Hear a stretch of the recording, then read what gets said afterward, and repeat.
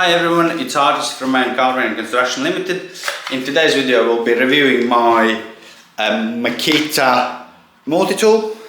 This is a brushless version and the model number is DTM52. So again, my previous version was Makita.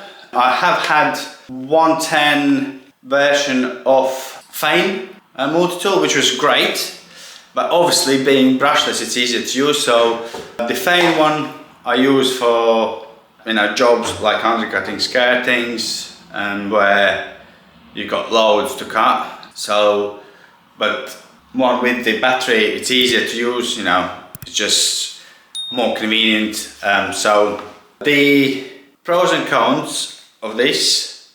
So I also have had battery one previous one, non brushless, and that unfortunately after quite a heavy use, it just requires high maintenance and it did break down on me. So yeah, it's kind of like semi-pro, I would say, where the brushless one can take a bit more beating, if you like, put it in simple words. I bought it as a body only because I had batteries, obviously your normal 18-volt batteries, so I didn't have to buy like charger, battery pack, etc. So that makes it a lot easier. So whatever tools you basically have, most of with batteries, it's a little bit cheaper for you to upgrade it with the same brand. So in my case it's Makita. So what it comes with swivel wheel here, your speed adjustments, it has an LED light here. It's a Star Lock Max locking. It's quite easy, a lot easier than your screw-on one, which is on a cheaper versions, where you have to use Allen key, and they always come loose after a while.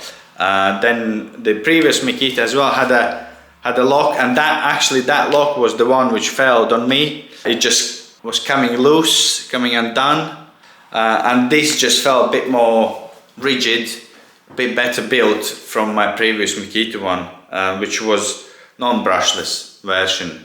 So as I said, I have used other brands as well. My first one was Bosch. That was okay, but then obviously they got better, but this so far has been very good, and I have been cutting through oak, green oak, all sorts, and it hasn't missed a beat. So let me demonstrate. So obviously put your battery in, and you can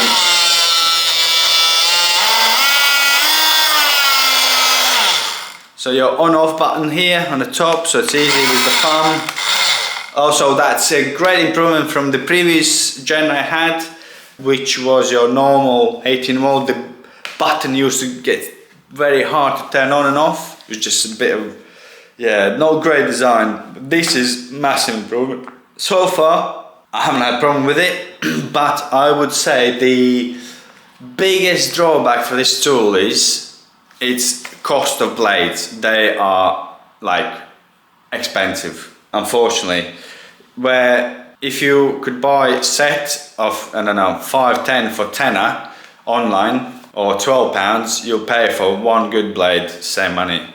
So you can fit Fame blades on, as long as it's Star Lock. That's what I'm using. They are quite good blades, I must say. You can get them, depending on a deal, £5 to £7. Last year was. I haven't bought this year yet, so I'm not sure. But I would say, about £5 to £7 mark each blade. They are quite good. Then you have, this is for your finer cuts. You can see. Then you can get let me see if I can get the wider ones as well. These again are Fame version. Also you can get for rougher cuts, you can get a Bosch, which with bigger teeth. So that's the only thing I found on these. You can't really get the smaller blade with the for rougher cuts, like a first fixed cut. You only find it with the fine teeth, so that's a bit strange, because the pros for previous gen, actually I do have some I'll show you the difference. Right, this is the previous generation blade, and you can see the difference. Yeah, I hope you can see. Yeah. So that's the difference in blades, and these you can get with a lot more aggressive teeth, so cutting through timber easier. Obviously these will burn, so the only option is the Bosch one. It's quite wide, it's good, but it's like 13-14 pounds a blade, where this you can get for a 1.5-2 pounds a blade. So that is the biggest drawback, I think, on this startup, because you kind of stuck with it. There were supposedly brackets, well, advertised as the bracket to sort of eliminate this and go with normal blades, like an adapter plate. I did buy it, it wasn't expensive. I did buy it, didn't work, so don't buy them. They're not gonna work. But in overall, yeah, this obviously multi-tools these days are your, main tool on a job. Either you're a plumber, sparky, carpenter, whoever you are, or DIY even. But yeah, as for tradesmen, I would suggest go brushless, because they will give you less headache. Yes, there are downsides, you'll pay for blades more. As a DIYer, I would say normal standard version will be fine.